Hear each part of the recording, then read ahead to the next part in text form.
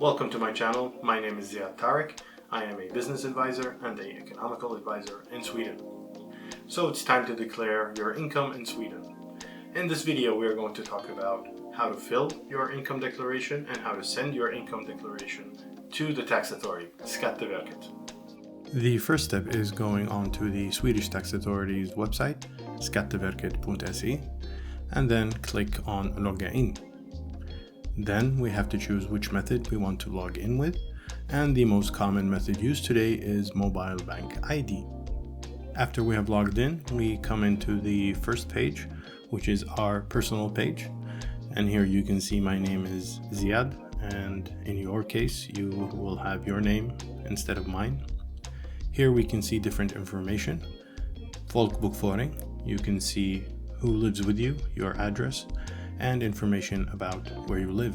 Fastigheter och bostad. This is information about your property if you own a property in Sweden. Skatter och deklarationer. Here you can see your salary within the year, how much your employer has paid for you. But since we are going to declare our statement, so we click on Inkomstdeklaration 1. The next page also contains more information for you, such as inlämnad deklarationer, which are your previous declared statements. But today's video is about this year's statement, so we also go and click on Inkomstdeklaration 1 again to go to the next page. So now we are in the main statement page, and as you can see, there are a lot of steps and a lot of points that we have to go through.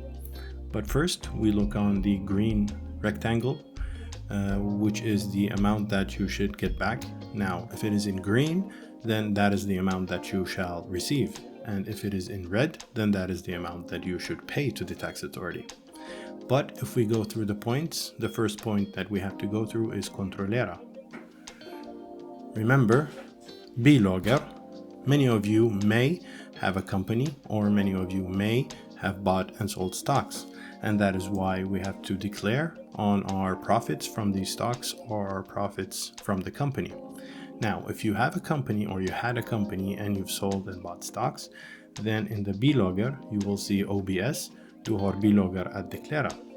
But if you do not have, then this issue will not appear for you. But if you do have, we will also explain them in this video. But first we go to the first point, which is kontrollera. Now here you can see more information about your income. In this example, you see that this person has received 288,814 crowns. If you would like to know where this money came from or which employer, just press on Inkomster and Tjänst. Here you can see that the income has been divided into two segments.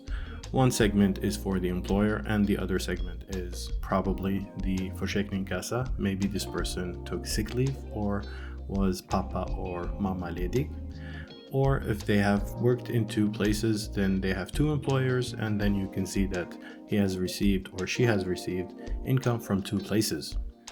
Now if we go back and scroll down, we can see more information such as underlag för skattereduktion, which is RUT and ROT-avdrag.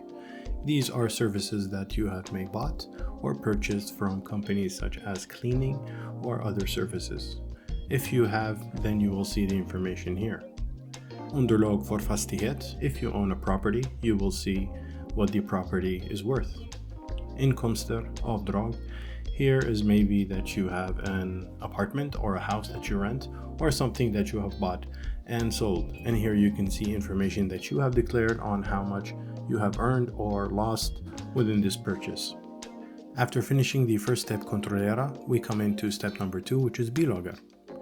Now here, if you have had a company in Sweden, and if you have a registered company, and if you have bought and sold any stocks, then you would have to declare on your earnings and your losses here in bilagor. You may ask how the tax authority knows about you buying and selling stocks.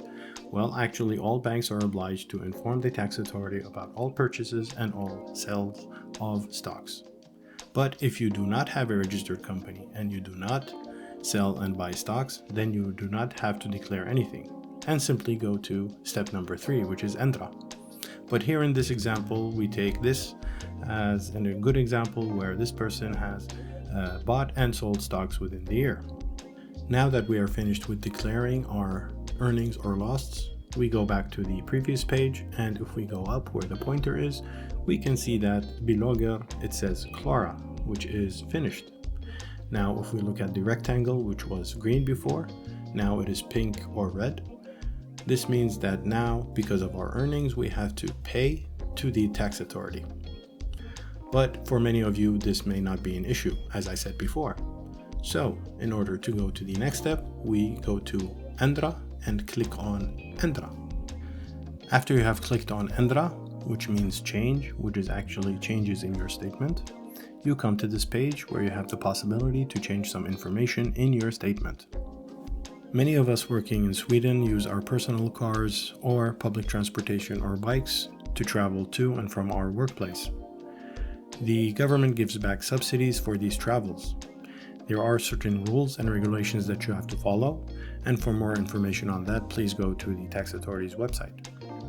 But if you want to declare this, you do this simply by, on this page, go to Välja, go down to point number 2.1, Resor till och från arbete, and click on that.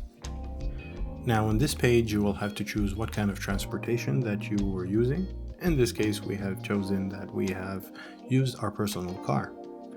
And then write down how many Swedish miles that we have traveled. Please remember that a Swedish mile is equivalent to 10 kilometers. But if you need some help with how much the calculation is, you can go in the middle of the page where it says Hjälpen in blue and click on that. The page will automatically take you to the provided calculator that you can use. Here we have chosen Egen bil, which is our personal car, and we have put down 1,200 Swedish miles. The calculator will calculate the amount of subsidy that we can get, and then we press Spara and Tillbaka.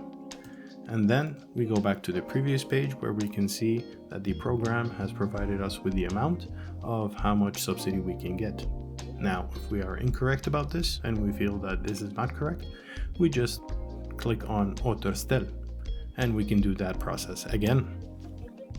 After finishing the first three steps, we go into Skatteuträkning. Here we can see how much the amount of taxes that we have paid within the year. By clicking on Nästa, we go further to the next page, which is also information about more taxes and what kind of kommunal tax, which is the tax of the municipality you live in. Please go through them and check them all. After finishing all the previous steps, we come into the personal information steps. And the first one is bankkonto. Here we can see our bank account number and if we would like to change it or if it is correct or not. The next step is clicking on Mina uppgifter, and here we can see our email and our telephone number and our work telephone number.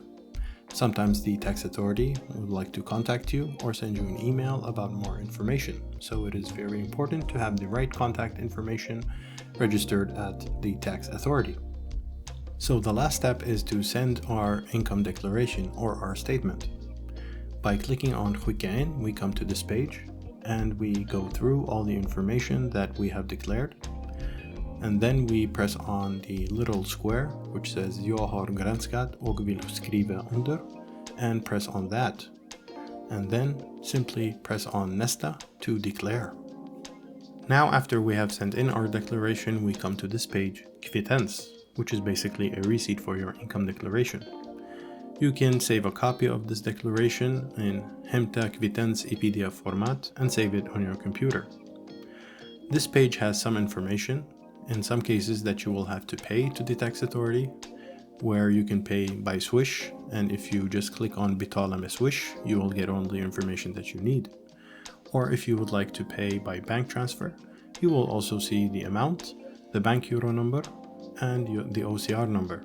The OCR number, which is the invoice number, which is basically your personal number plus one other number. If you like this video, please give us a thumbs up and subscribe, or leave a comment with what kind of information you want in future videos. In future videos, we are also going to talk about how to start up a company, how to run a company, and how to develop a company in Sweden.